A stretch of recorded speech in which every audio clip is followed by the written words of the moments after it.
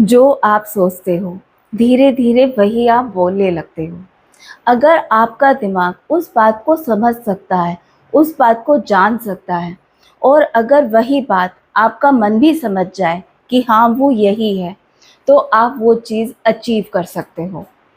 Scientists are using, celebrities are using, then why you are not using it? Visualization. Scientific research कहती है visualization helps to improve our performance. लेकिन visualization है क्या? किसी भी काम को करने से पहले अगर हम उस काम के बारे में अपने दिमाग में कुछ पिक्चर्स चला लें, या वो काम किस सीक्वेंस में हो रहा है इसके बारे में अपने दिमाग में सोचें, या वर्बली उस काम के बारे में अपने मुंह से बोलते रहें, रिपीटिशन करते रहें, ये होता है विजुअलाइजेशन। और इसके फ़ायदे जानकर आप हैरान रह जाएंगे। जब आप किसी चीज़ के बारे में सोचते हो, सपोज़ आपको प्रेजेंटेशन देना है, आप वो कैसे दे रहे हो, आप कैसे बोल रहे हो, आपके हैंड्स कैसे कैसे मूव कर रहे हैं, लोग कैसे रिएक्ट कर रहे हैं।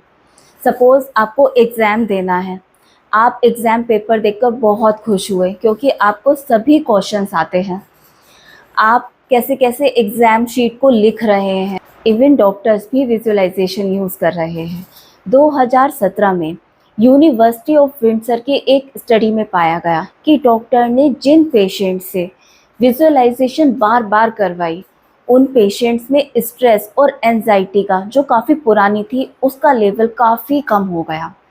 और ऐसा बिल्कुल भी नहीं है कि विजुअलाइजेशन की ये सब बातें कुछ रिसर्च पेपर्स में या कुछ वीडियोस में मिलती हैं, ऐसा बिल्कुल नहीं है। इनफैक्ट ऐसे काफ़ी फेमस लोग हैं जिन्होंने विजुअलाइजेशन यूज़ की, जैसे doctor Joe Dispenza, Louise Hay, Muhammad Ali, even Einstein.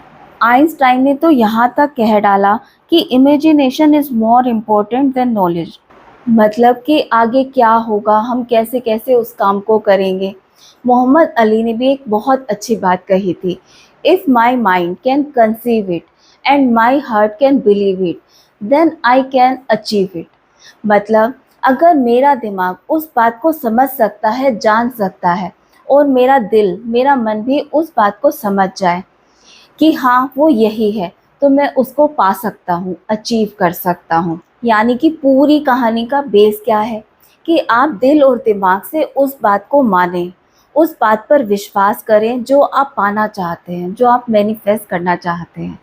आपको हर हाल में खुद पर विश्वास होना चाहिए कि यू कैन डू इट। एक रियल एग्जाम्पल देती हूँ। माइकल फेल्प्स, जिन्होंने मल्टीपल ओलंपिक अवार्ड जीते, जब उनसे पूछा गया कि आप बार बार कैसे ये ओलंपिक अवार्ड जीत जाते हो, तब उन्होंने, जानते हैं क्या कहा?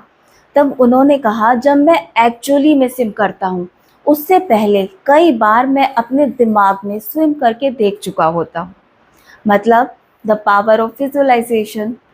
एक मेडिकल रिसर्च में पता चला, दो लोग जिन्हें सेम ट्रीटमेंट दिया जा रहा था, एक पेशेंट ने दवाओं के साथ साथ विजुअलाइजेशन की पावर को यूज़ करके देखा, मैं बहुत जल्दी ठीक हो रहा हूँ, मैं पहले से बहुत अच्छा महसूस कर रहा हूँ।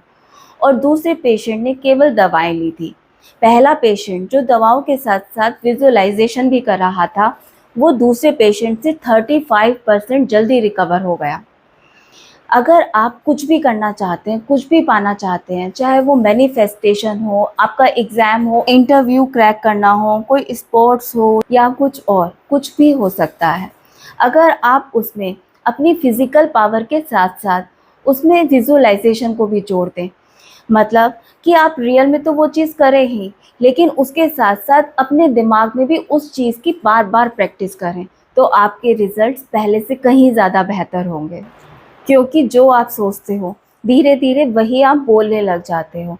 अगर आप नेगेटिव सोचोगे तो आप नेगेटिव होते चले जाओगे और वो चीज़ बोलने भी शुरू कर देंगे।